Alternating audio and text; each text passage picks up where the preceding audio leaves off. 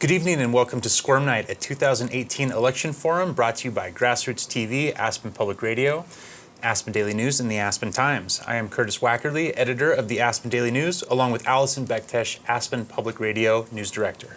Tonight we're joined by two candidates running for the District 1 seat on the Pitkin County Board of County Commissioners, Rob Ittner and Patti Clapper. Patti's the incumbent who is running for her 5th term on the board since the late 1990s. Rob is a restaurant owner and operator who held the seat from 2011 to 2015. Thank you both for joining us. Thank you for having us. Thank you. Just going to get right to the questions. Rob, 4 years ago when you and Patti ran against each other, you lost by 13 points. What makes you think you can win now, and what has Patti done that you think would warrant the voters coming out in your favor to make up the deficit from last time? I think, well, first of all, thank you for having us here. I think that right now the quality of life in this community has changed, and having someone involved from a business aspect is really important. Someone with an analytical mind to make problem solving really happen and move forward. I said that from the very beginning. I wish I had stayed on for another 4 years. I wish I was still county commissioner. I've been involved with the community. I didn't take time off. I've been involved with the community every night when I talk to people in my restaurant. You know, Patti talks about how a full-time job it is, and most of that full-time job is talking to people in the street. Most of that full-time job is being active in talking to people and knowing what the community brings. So I think my analytical thought process was an asset to the board. And I think the county commissioners that I served with during that time period vocally said that it was an asset to the board. So I look forward to serving again. Well, Patti, when you were the challenger last time around, what did you see that compelled you to run? Do you agree with Rob's statements about his leadership style when he was a county commissioner? Well, first of all, the 4 years I took off, it was actually very difficult to take those 4 years because of term limits with the county home rule charter. I needed to take that break. I hadn't decided if I was going to run again over those 4 years until it was getting closer to election time, and I rethought where I was in my life. It was a really good time for me to be off because I was back really at the grassroots of where people were trying to find jobs and housing, really, because in healthcare was the big issue because I was trying to find healthcare, and commuting because I was actually going to Basalt. I worked in the garden industry, which was heavy work, hard labor. It was good for me. It was good for my mind, my body, and my spirit. And so when I came back, I was bringing back a whole different sense of quality of life that I had, realized over that 4 years. What I think is the benefit for me being on the board is I have a mind that remembers a lot of detail, a lot of history. I'd sat on planning and zoning before I was a member of the Board of Commissioners. And I think staff in the community really values that. When we sit at meetings and I can say, well, remember 15 years ago when we did X, Y, and Z, and everybody's like, oh yeah, we remember that. And why did we make those decisions? I think that's a great quality to be bringing it to the board. And I'm on the street a lot. I'm at the grocery store a lot. I'm up and down Valley a lot because I have children and grandchildren now. And so I see people at all different points of contact within Pitkin County. And I think that's a huge asset to the board. Plus, I've been running the board meetings. I have a great style of bringing the public to the meetings, making them feel comfortable, and my ability to listen to the people. I serve the people. When they come to speak before the board, we need to be listening to what the people have to say. That's valuable, that's important, and that's part of our decision-making process. We're going to get to some style questions later on in the evening. We do want to make sure we hit a lot of the issues that whoever wins this seat will be looking at in the future. One of those is the Crystal River Valley Trail. So this question is for both of you. Rob, we can start with you.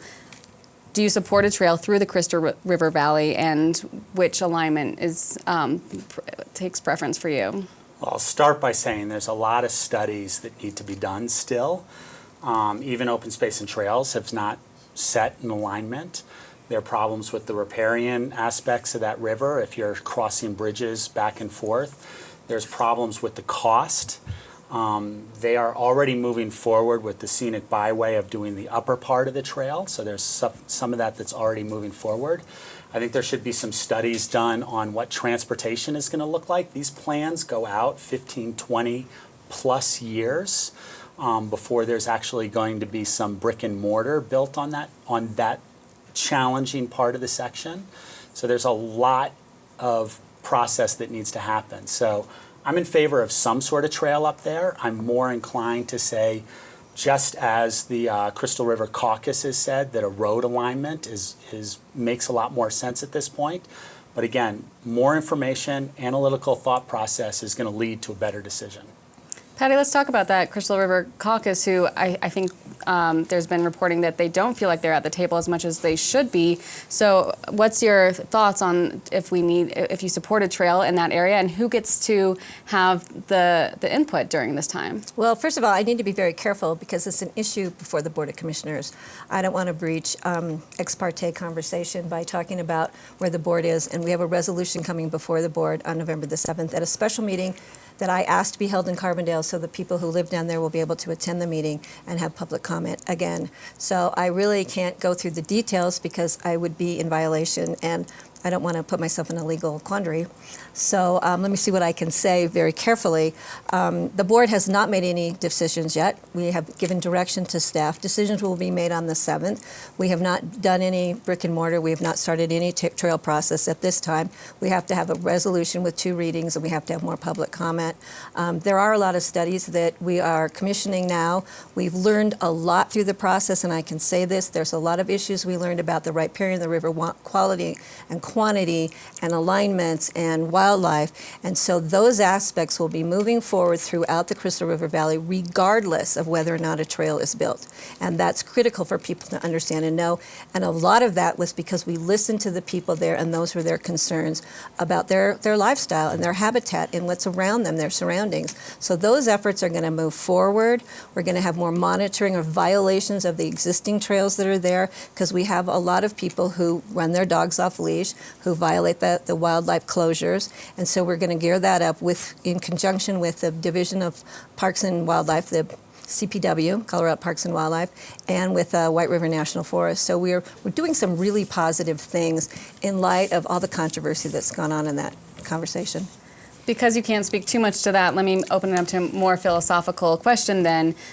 Those in the Crystal River Valley Caucus aren't as crazy about a new trail being built as those everywhere else in the county. And this happens a lot. There's a lot of, well, if it's near me, it's harder to say yes to change, right? So as a county commissioner, how do you weigh the different factions within the county? When you hear that your constituents are pretty evenly divided on which way they want things to go, how do you make the call? That's a very difficult position to be in. It's hard.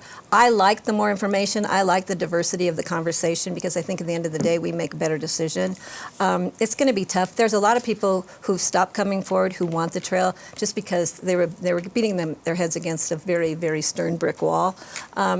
So I think at the end of the day you will find, I think the public will find, that we have made a decision that honors and respects the position of those who are against a trail right now in certain aspects of the Crystal River Valley.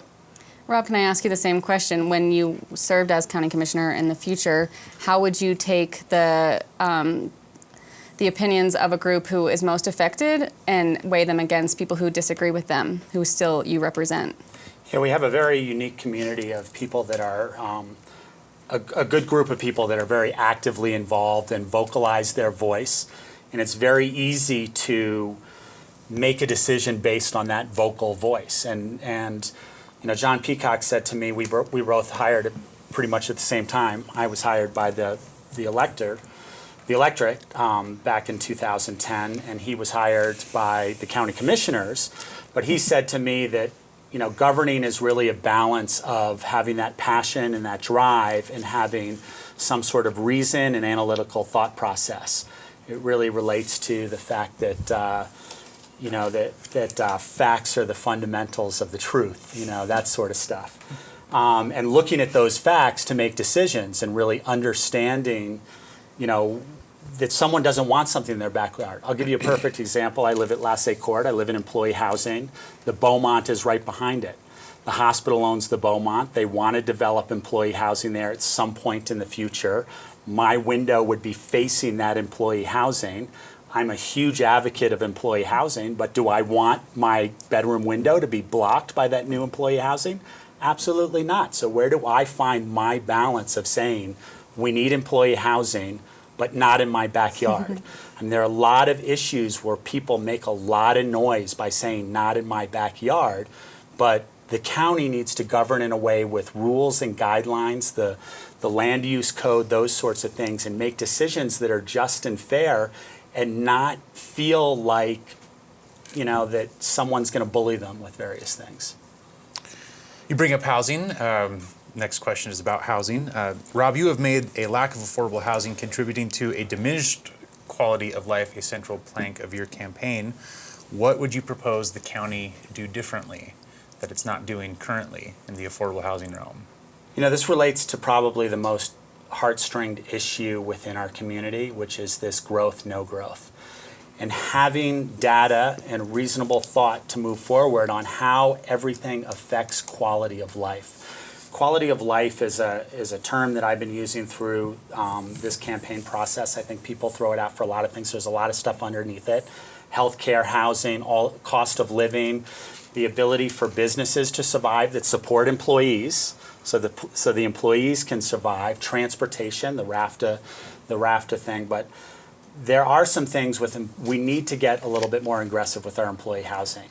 I mean, the competition that we have with down valley businesses for employees, the cost of free market housing and people being here. Being a business owner, I can tell you every restaurant in Aspen was underemployed by 2 or 3 people. I know the effects that my employees are making less, the business owners are making less, the quality of life is being disrupted by that. So this community has always made hard decisions or struggled with the hard decision of, do we want a little bit of growth? Do we want to support that? Do we not want to support that?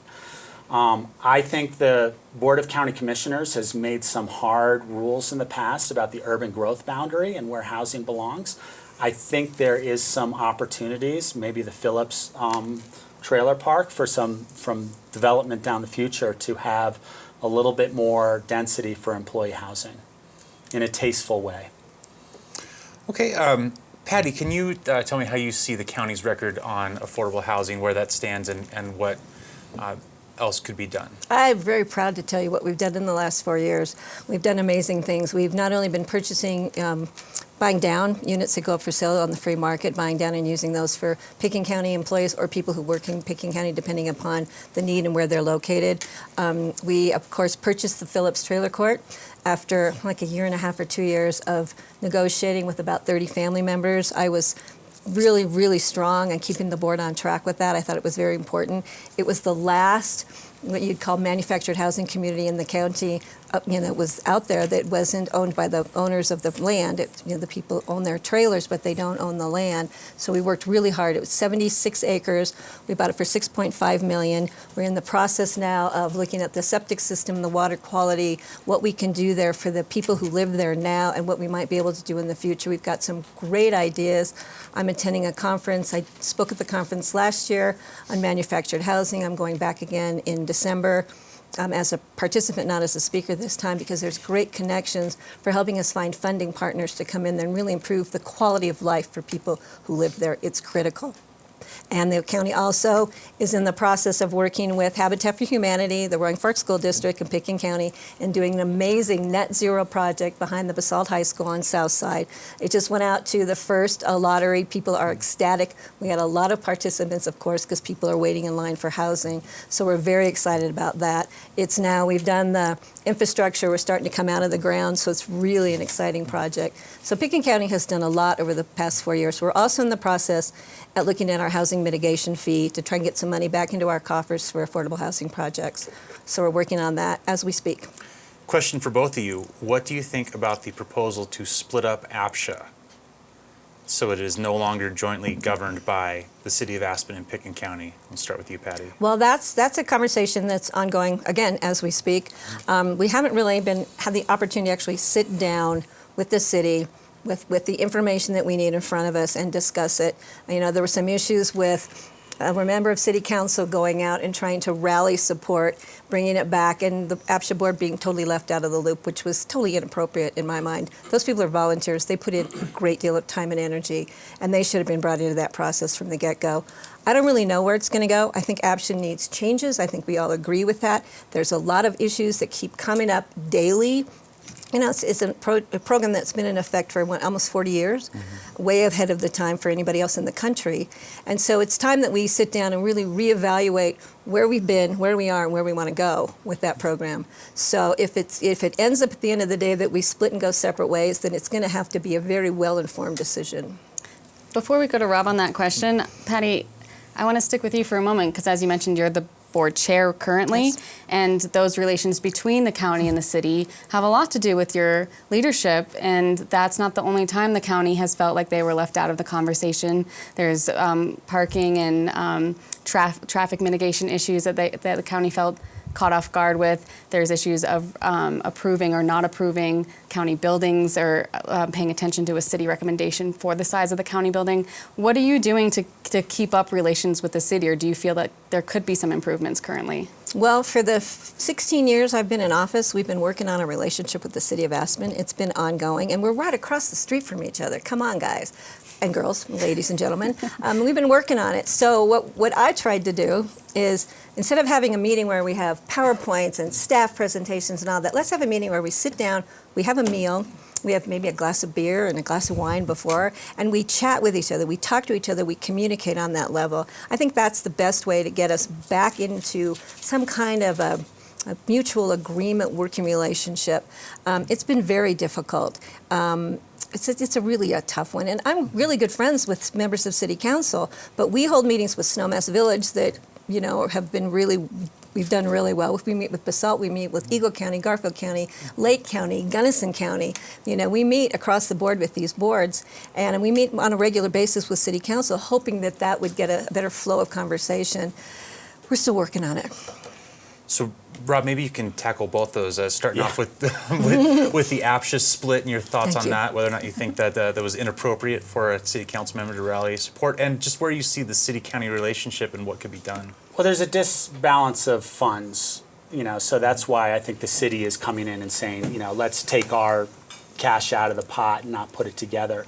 You know, them with their Wheeler Fund and a lot of the money that they have to put towards employee housing. The split is going to be a hard, you know, knot to unwind there. But this idea of a joint board that may even be an independent board, I'm not necessarily in favor of having elected officials on it, but maybe an elected board like a school board or something like that makes more sense to govern this tremendous asset and very valuable asset. You know, I went to the joint city-county meeting that was about a month and a half ago when they were starting to talk about it. They spent 30 minutes talking about whether or not it should be a 5-person board or a 7-person board. And they're starting the decision-making process in the wrong place. What is this board going to accomplish? What types of decisions are they going to try to make? What type of people do we want to be on there? I don't go out and try to hire a chef or a general manager without trying to figure out who we want first, and then move down the road to figure out what type of board it's going to be. It was actually Patti in that meeting that said, well, we can't talk about it until we have another meeting. They meet every quarter, so it's 3 months later before they have that process. They need to have some leadership that comes to the table and says, what's the decision-making process here? What's the decision-making tree to get from point A to point Z with all of those decisions that need to be made in between to move forward? I want to stay on housing one more moment from a conversation that's come up over and over again over the last year, which is perhaps downsizing or figuring out a way to get people into empty bedrooms that are within our affordable housing stock. You both live in affordable housing, both with a spare bedroom at this point. So I think I'd love to hear both of your thoughts on what to do in those situations, how to get those bedrooms filled, should they be, can new people buy in with an extra bedroom the way you guys have one? Yeah, I think, shall I start? Sure. I think the Next Gen is brought up, the Next Gen group has brought up a big kind of initiative to try to kind of start some testing of this and that sort of stuff. There's some things that you need to understand about employee housing. First and foremost, people make the decision to get into employee housing just like they make the decision to get into a business. There's a contract, there's a deed, and it's signed by the city, and there's kind of legal stuff that both of those parties have to agree to and manage. And that contract cannot be changed unless both parties agree to it. These are just kind of basic aspects of contract. So in terms of employee housing, we have the option of creating more employee housing, incentivizing people to change their employee housing. So I think there should be a study done on what it takes to change people's deeds. There are a lot of deeds out there. Every year, the legal aspects of those deed restrictions change a little bit. So there's about hundreds probably of different deeds that have different requirements. It's one of the big arguments it says like getting seniors out. We're never going to get the seniors out. We don't want to get the seniors out. They have a deed restriction that they have to agree to change. So don't ever think that any senior is going to get kicked out by anybody because they have the legal right to live up to that deed restriction. But we can incentivize those things. I think there should be a study done that says this is how much it costs to build a new unit, and this is how much it costs to change someone's deed restriction. Those deed restrictions could be those changes could be much more affordable than building new units. So that would be the way to do it, to get those, incentivize the people that made the decision. When I bought my employee housing, it was far out of my reach.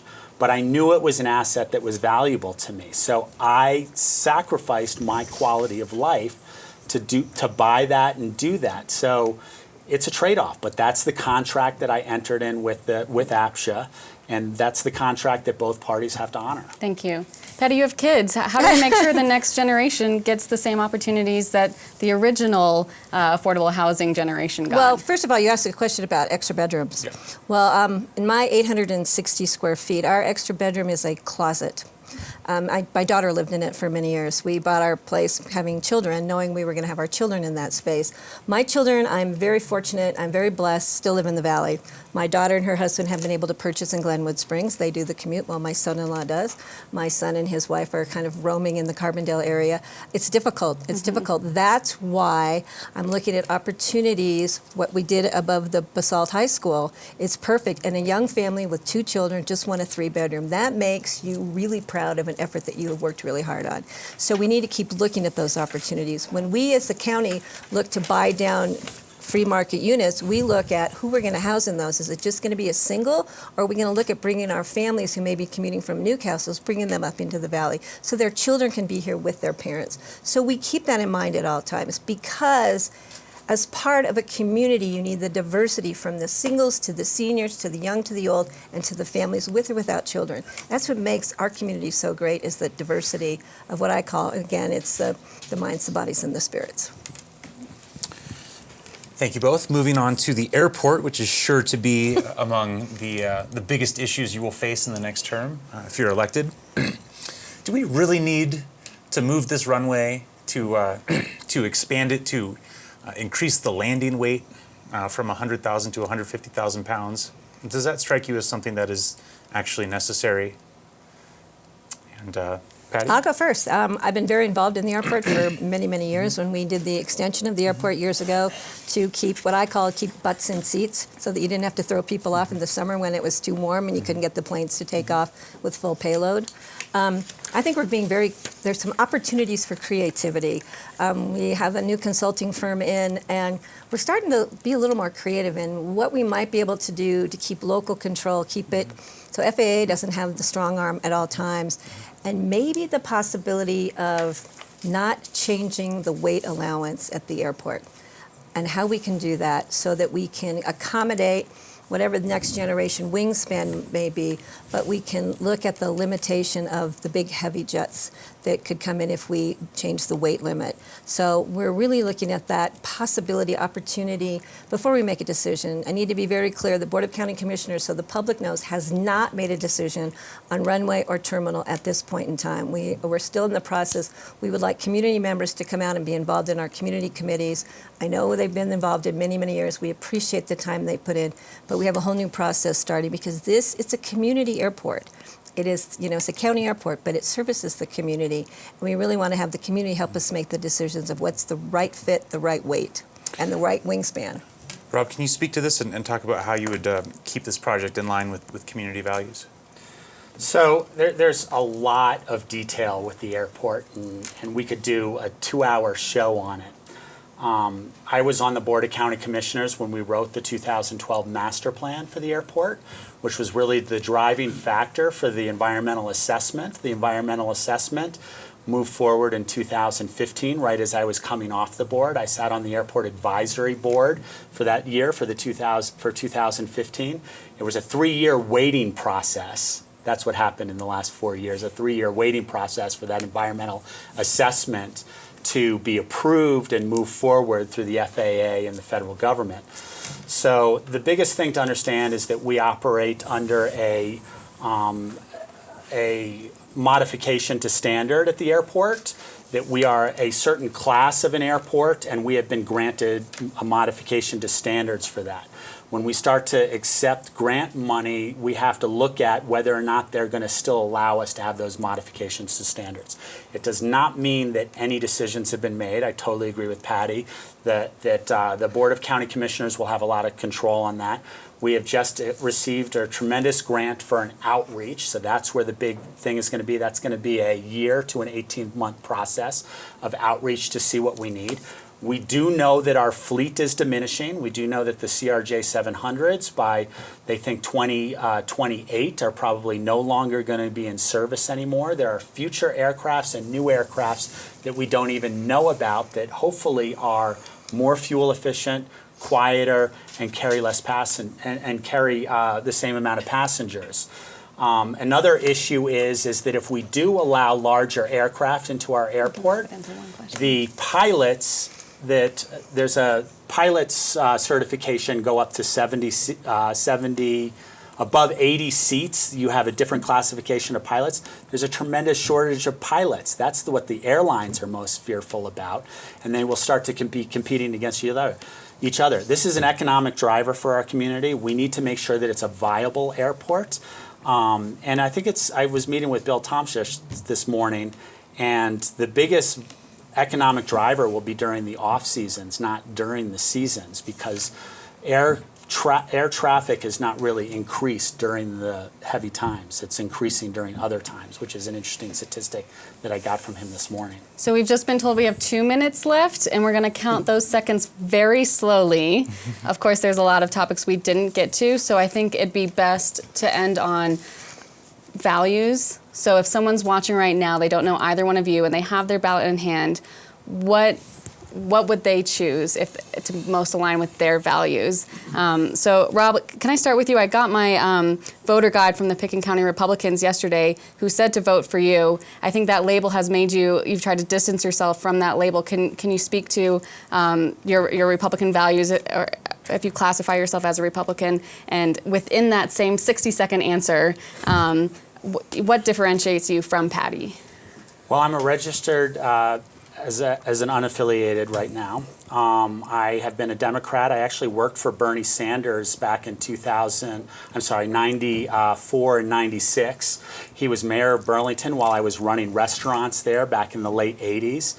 I have been a very fiscally responsible person in my life, and my background is finance and accounting, and I think that's where my Republican side of me comes. But I think liberally and with the environment, I'm very liberal on those issues. And I think I served that way when I was a member of the Board of County Commissioners. So that's where my values lies. But again, I think right now, everybody is talking about quality of life and what's diminished over the last 8 years.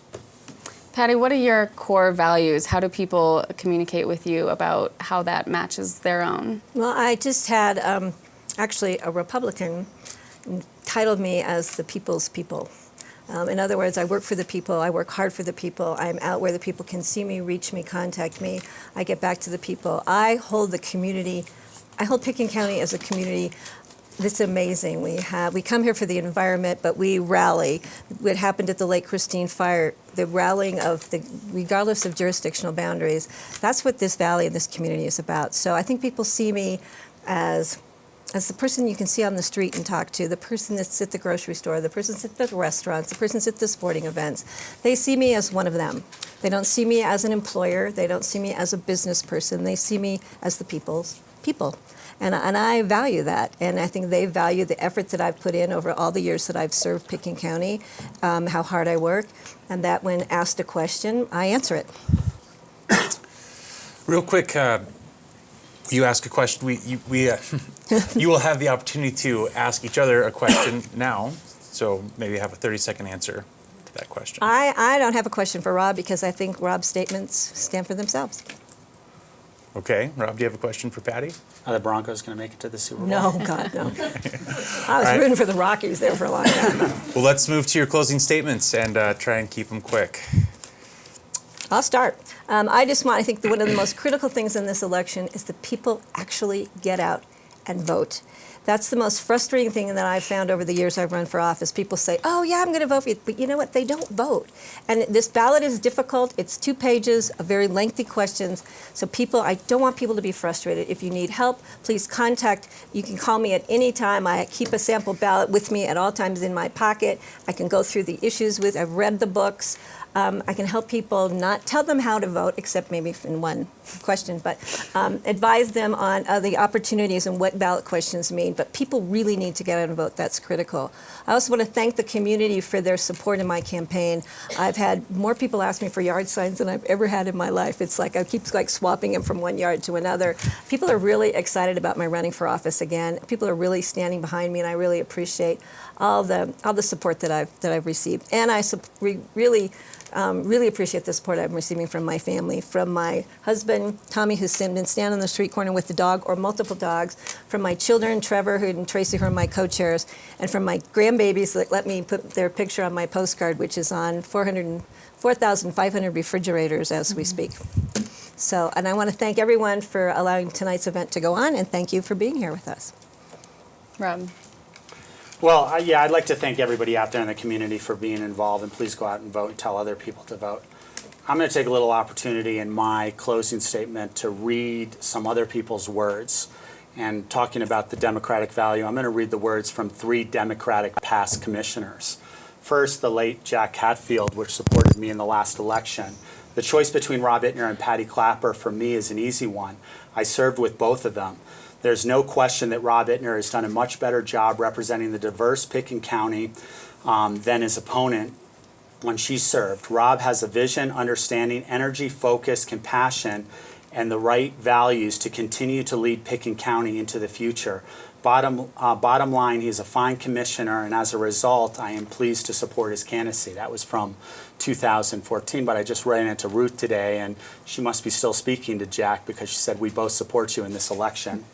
Dorothea Ferris says, and this was from a letter that should be in the paper in the next couple of days, now more than ever our community grows to expand, as our community grows and our expanded needs must be addressed, we need to open the window to new approaches, new views and options, new ways of leading to involve the discussion and creative solutions. Rob Ittner is a candidate for the position of District 1 as a successful business owner in Aspen with background in finance and accounting. Rob brings an additional set of views and concepts, ideas to the BOCC.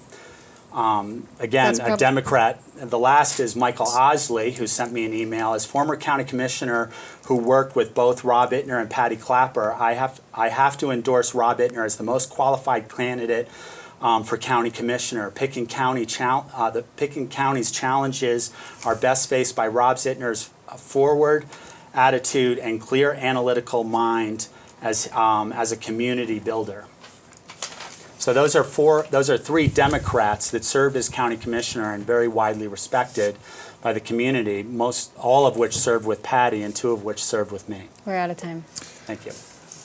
Well, thank you both for joining us. Thanks to Rob Ittner and Patti Clapper. Thanks to Grassroots TV. Please stay tuned because in a few minutes we will be joined by Eagle County Commissioner candidates Jeannie McQueenie and Jackie Cartier. And please remember that ballots are arriving this week. They should already be in your mailbox. In-person early voting starts on Monday, and Election Day is November 6th. Thank you again. Thank you. Thank you. Thank you.